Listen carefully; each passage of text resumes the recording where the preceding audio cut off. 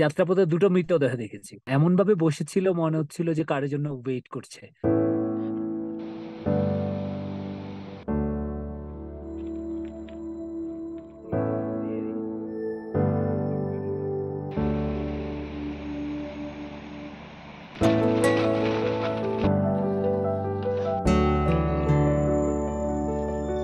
যারা পর্বতারোহণ করে তাদের জন্য এভারেস্ট হচ্ছে is like Mecca.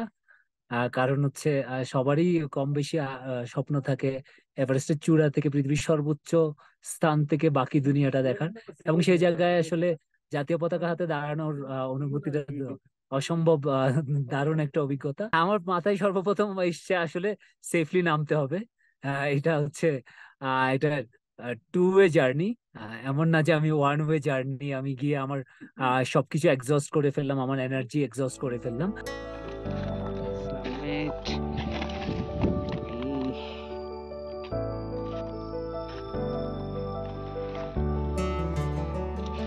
Here we are.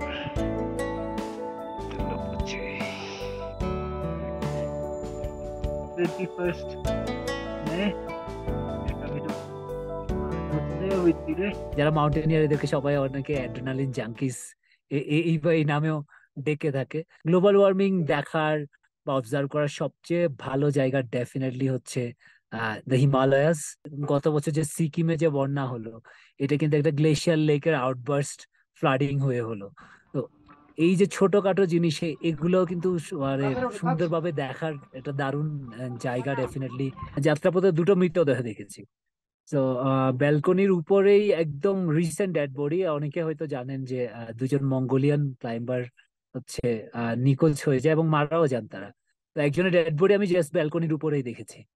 তো আহ মানে এটা খুবই একটা যাত্রাপথে এরকম ডেড বডি দেখা, এটা খুবই দুঃখজনক একটা অভিজ্ঞতা আর কি। কারণ এরাও তো আসলে খুবই মোটিভেটেড ছিল আমার মতোই। মাসখানেক আগে অভিযানে এসেছিল, অভিযানে এসে প্রাণ হারিয়েছে। একইভাবে একদম শেষ যে রিজ লাইন আছে এভারেস্টের, ওখানটাতেও আমি একটা ডেড বডি দেখেছি, এবং এমন ভাবে বসেছিল মনে হচ্ছিল যে কারোর জন্য ওয়েট করছে। ফেরার সময় আমি একটা হচ্ছে তুষার ঝড়ে পড়েছিলাম অলমোস্ট 2.5 ঘন্টা। তো ওটা যদি আর কিছুক্ষণ পারসিস্ট করতো, I could have lost my finger tips, হাত পায়ের আঙ্গুলগুলা।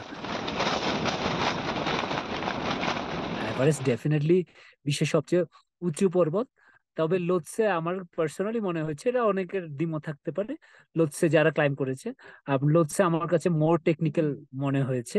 কারণ এইটা পুরোটাই হচ্ছে ক্যাম্প 4 থেকে যেটা শেষ ক্যাম্প, ওখান থেকে ফেস ধরে পুরোটা ক্লাইম করতে হয়। সেই 100 বছর আগে জর্জ ব্যালোরি বলে গেছে, যখন তাকে কোয়েশ্চেন করা হয়েছিল যে ওয়াই এভারেস্ট, সে বলেছিল যে বিকজ ইটস দেয়ার।